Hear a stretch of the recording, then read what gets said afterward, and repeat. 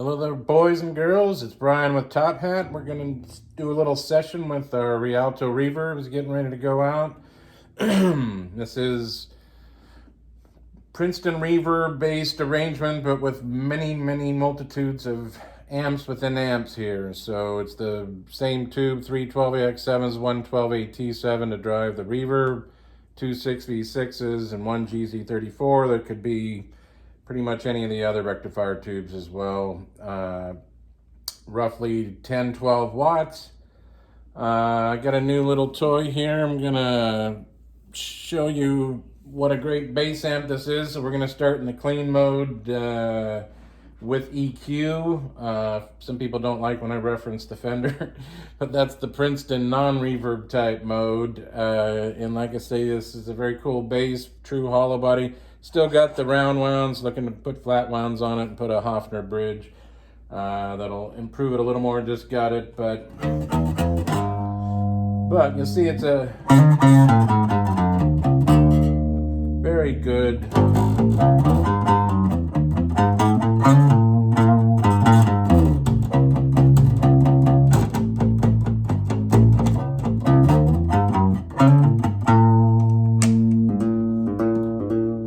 down there. Bridge there.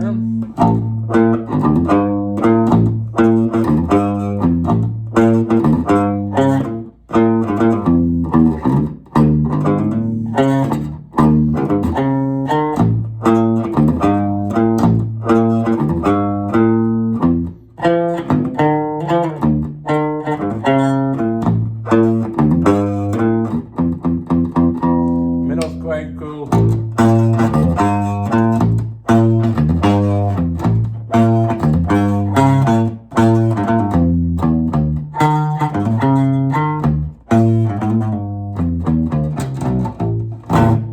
Neck.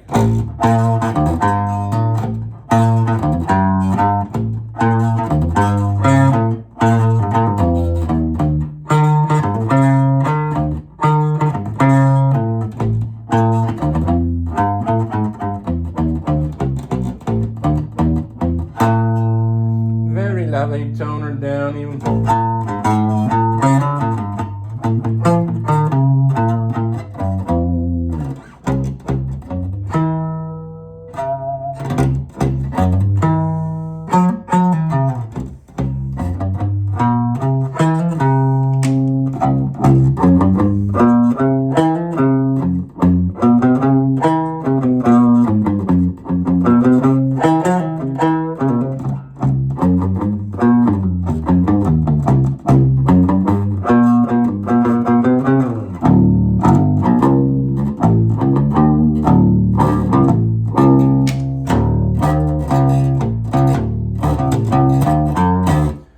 Simple mode, 7 on the treble, 6 on the mid, 3.5, 4 on the bass, slight brightening on the bright switch. So we got a high-low gain switch. We're in the low gain mode.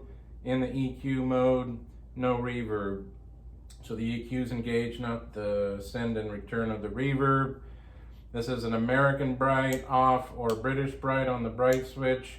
And when you're in the reverb, you definitely need the high gain mode. To get the simpler modes is in the low gain. You're gonna see when we get to guitar here, the mid-range adds a whole bunch, but I just wanted to give you a quick taste of that. She's a very good even bass amp, sort of the Leo idea that an amp should be able to kind of amplify anything. So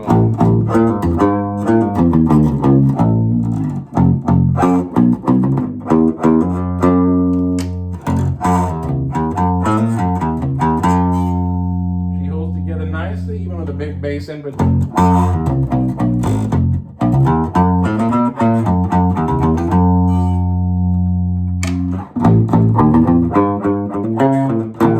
so enough of that little fun. Put that baby away. First video I did with the Strat. So this one we're going to try the Les Paul Junior, or excuse me, my special. And show you what some of the good dirty tones, even in the cleaner mode of the Tweed Deluxe and the Princeton here. So we're staying in the high voltage mode. There is a switch in the back to switch down to a lower voltage mode, which much replicates a 5Y3. So we're gonna, in this simple video, gonna keep it in the higher voltage mode. Tuned a little high on this one for some reason.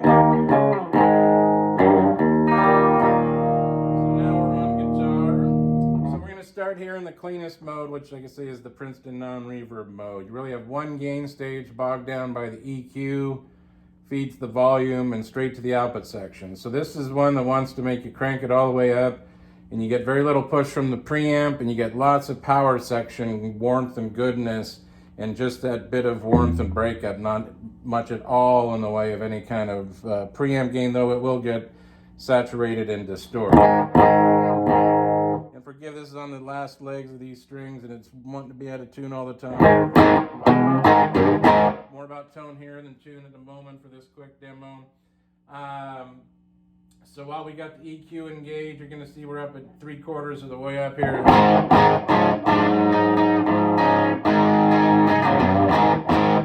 we'll get to what a TopHat does different than historically, and that's a lot of it is in the mid-range here.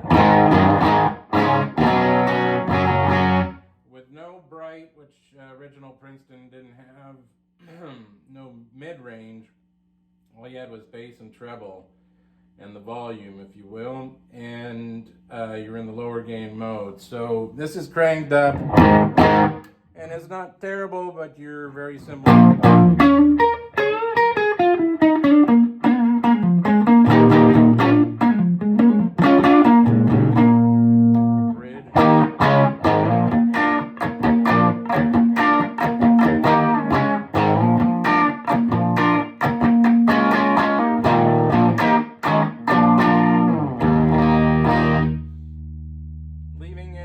Mid-range mode where you're in the Fender zone, which is very mid-scooped.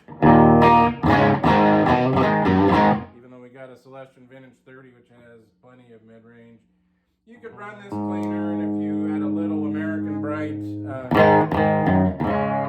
woo!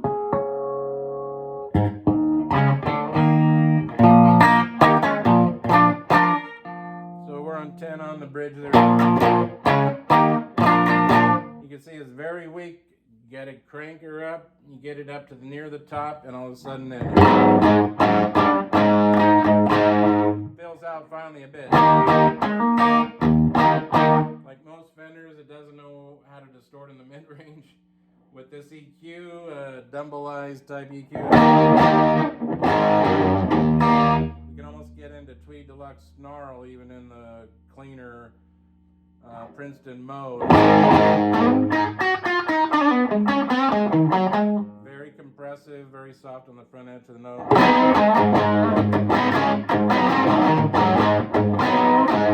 Pushing it with a P90.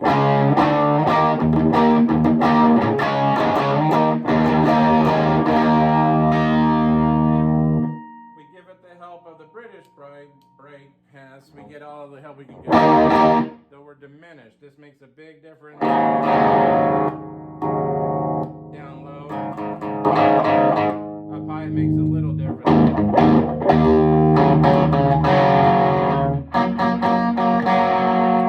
So just a little help there, but we've got the...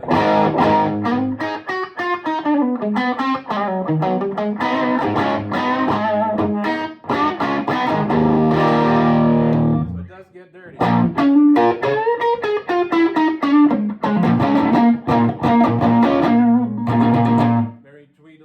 When I crank that much mid-range into it. This does a very cool thing, even if we back down, and now that's with no, that was with no bright there.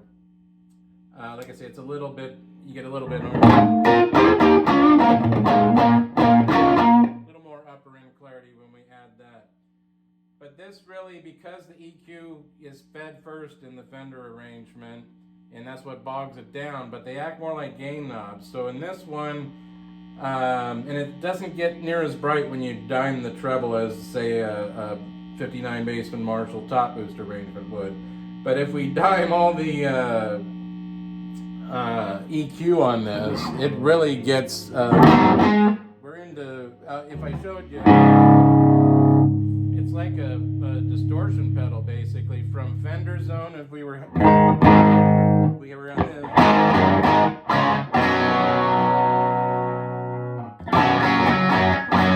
and now I just did this.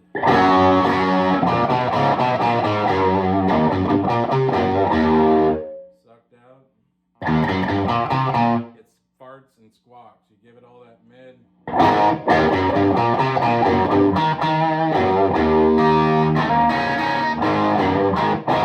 dime them, and you're getting everything through the EQ, especially with this mid-range.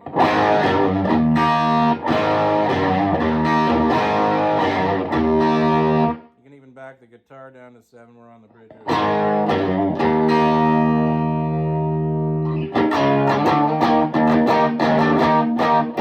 And 10.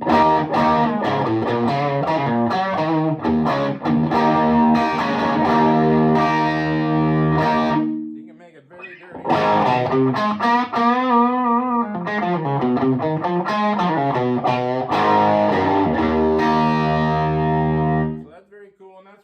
Up at the very top end, driving it hard, and that's really all about power tube distortion, not about the front end.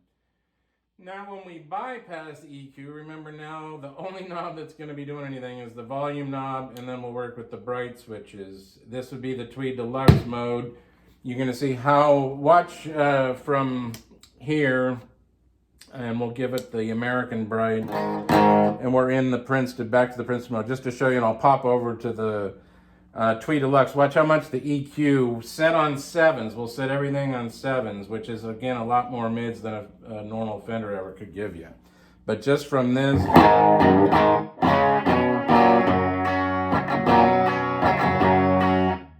watch how much it's bogging it down. And this is the sound we almost get back to when we're diming the knobs and where it's not killing it, where it's letting it all through. But this is Tweed Deluxe type mode on 7, and with the American bright.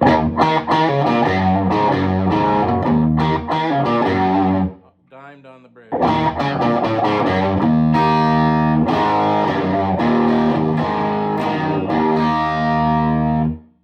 You're a little duller when you don't have the tone knob. If you got none of the brights on, if you were like a Tweed Deluxe, we'll come down to 7 on the neck picket.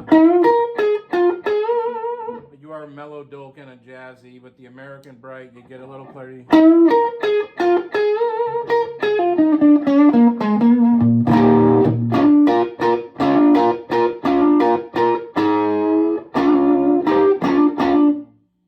we could come down to a more American clean while doing this dirtier deluxe mode.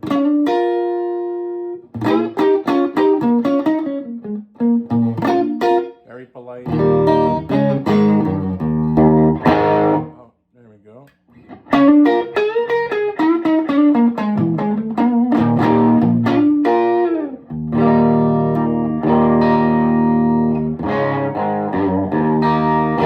That's 4 with the American bright on.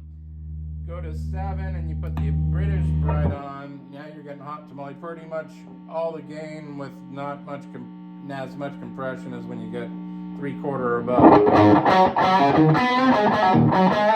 will tell you, I'm amazed though what a difference in the drive you get with a P90 versus say a Strat, which we'll get to in a sec. Just to show you the difference, I'm used to testing this amp more with the Strat than with this hotter P90, but like I say, it's amazing how dirty it can get. Again, we're in the low gain mode, which is not needed the high gain because we're not pushing through the reverb right.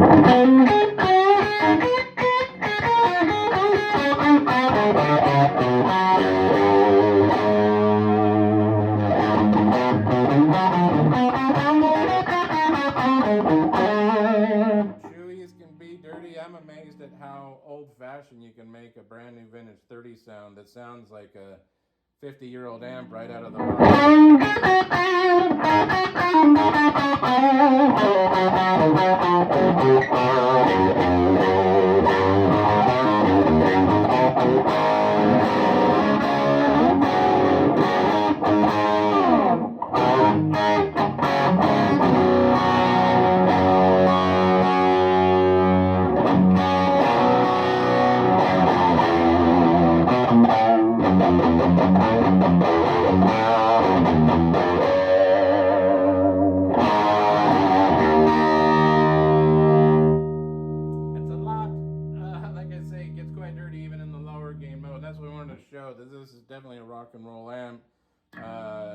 go back to the Strat here in a sec and show you how much that cools it down, but it very much responds to the guitar.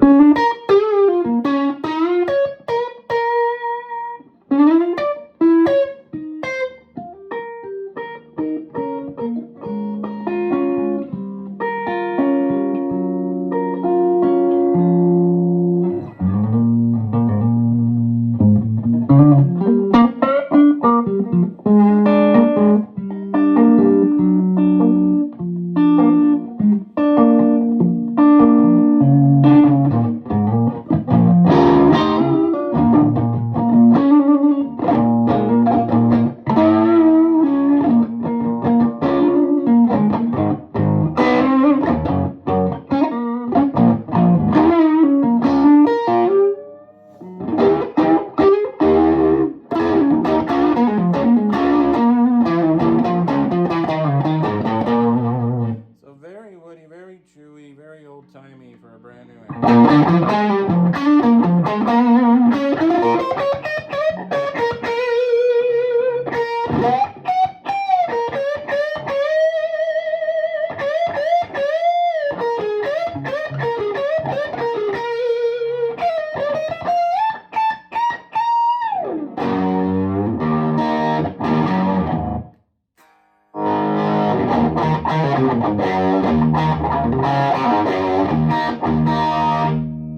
Will always clean up beautifully.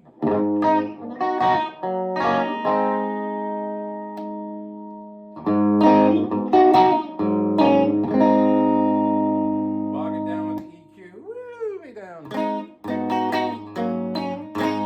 Turn her up to get back a little power section power. Come up a little more on the guitar. Clutter on this one, that's why it works even on it has the bass amp there. A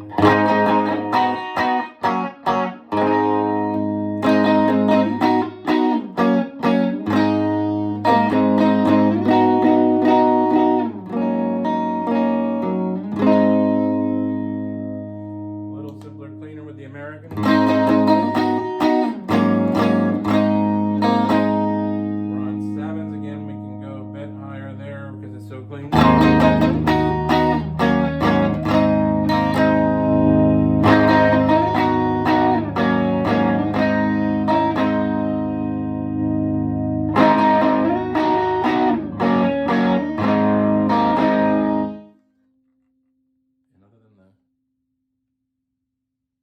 Of strings on other guitars in the room, it's dead quiet. So it's that. I just wanted to show that with a dirtier P90 pushing the amp. Even in the cleaner modes, you get quite good. We'll now plop up into the reverb mode with the EQ. That's when you need the gain of it. Into the more normal reverb mode, and still with this guitar, that's when we'll switch over shortly. I think when you're in the reverb mode, the Strat plays nicer through it. Much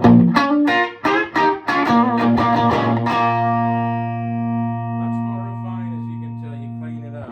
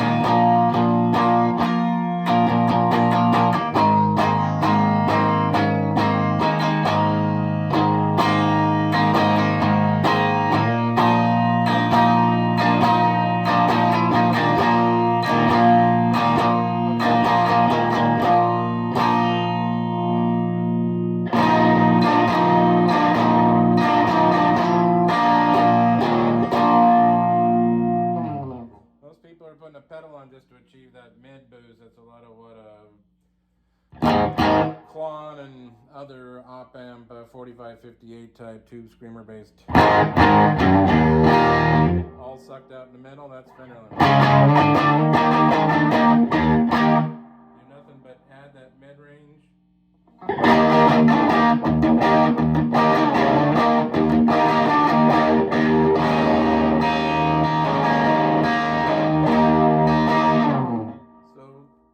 Explanation: this mid is I call it from Dumble. I'm sure there maybe somebody else might have done it, but you isolate the mid range. It's roughly the same Fender type EQ arrangement, but the mid can turn in way more by not killing the mids. It'll allow you to remove the mid killing so dramatically that you end up almost like you don't have an EQ, like what an EQ boost does. That's why it's like rolling in an EQ boost and letting so much volume of more signal through the EQ to get through to drive the rest of the amp.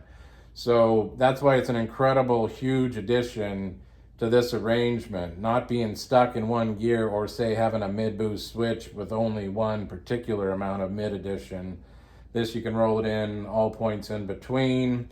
The brights are also very helpful. Again, we're getting a little extra sparkle, again in the stock originale mode. You can brighten it up with the treble.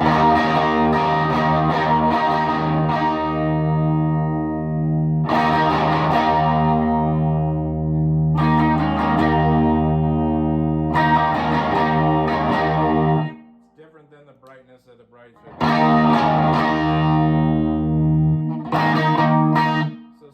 You can readjust when you're in the bright modes with different amounts of treble, but as you can hear, even just that, say we'll go without the brights. Bridge 10-10 here. We're on 6.5. You go to 7.25. It's moved a long way. It's very different. And it's different, like I say, that it's because when you have the EQ in the front of the amp rather than at the end of the EQ, at the end of the preamp where the Bassman, Marshall, top boost arrangements have it, you're cramming all the gain through the EQ, and the treble gets then very offensive when you really crank the treble. This, it's the first thing it's hitting coming off from the input jack to the first tube. Boom, you're right into the EQ. So even when you dime it, it doesn't get too harsh because it's already killing it in that EQ, and so it's not too bitter driven. And so you can really, much more than the other type of where the EQ's at the end, you can literally dime it without getting too obnoxious. And it lets, again, a lot more volume of signal through there.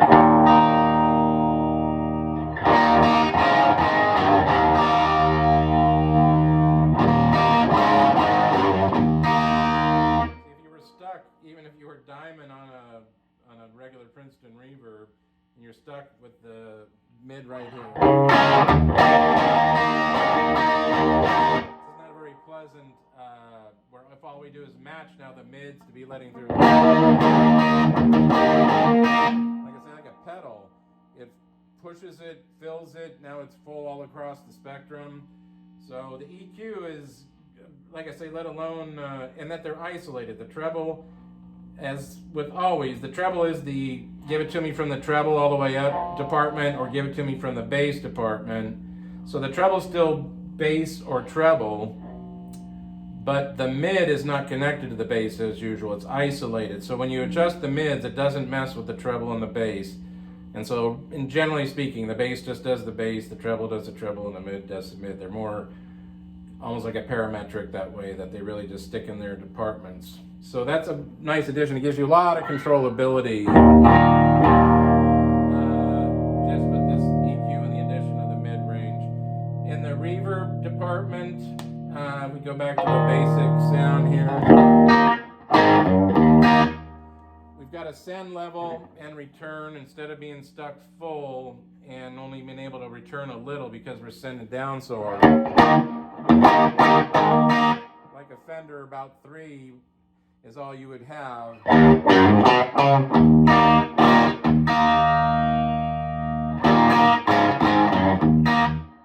But if you turn it up, you're getting not too bad. you can send less down, not be swamped in it. It's much better and much more controllable.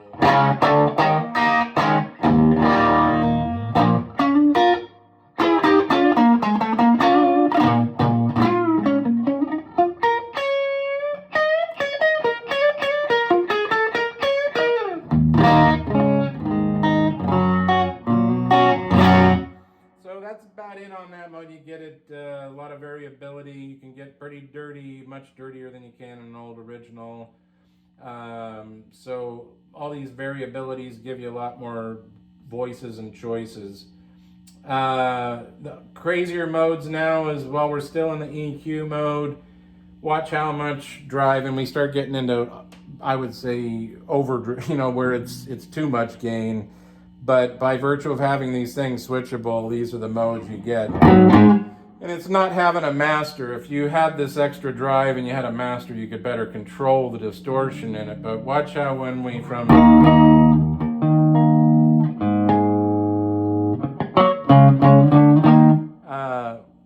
let's turn 7 on everything here on the neck. Just getting rid of the reverb department. That's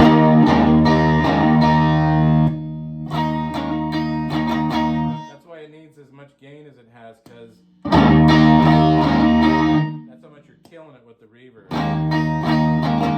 You have to make room for that jangle to happen. That's why it's a fairly clean arrangement on any of the reverbs, because to let that reverb process properly, it generally doesn't work with too much drive. The more drive you get going, the less you want the reverb in the way. Usually it starts getting muddled, if you will. But you've got a much higher gain mode here once you get out of the reverb mode, while in the high gain mode. And like I say,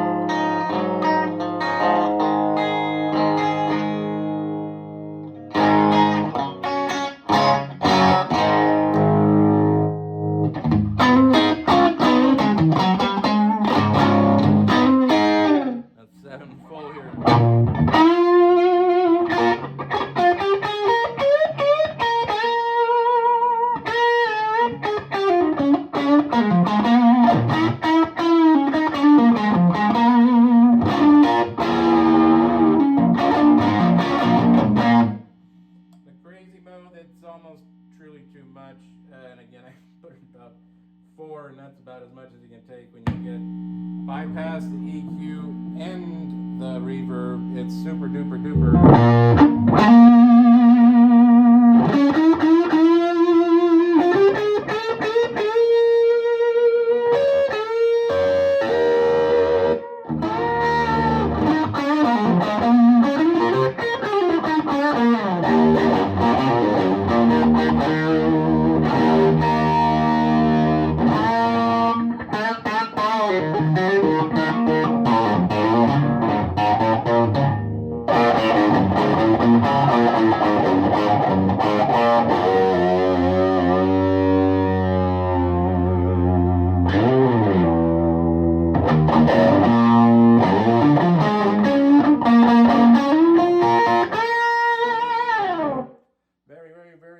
So that's the bog downs, is the EQ and the reverb, and that's the normal cleaner mode. You can still get driven in that mode, and when you drop down to the cleaner Tweed Deluxe and Princeton non-reverb, like I say, you can still crank it up and get it dirty there. That was pretty much what I wanted to show with this video, as well as what the bass could do in the cleanest mode there. I hope you enjoy that, boys and girls. Talk to you soon.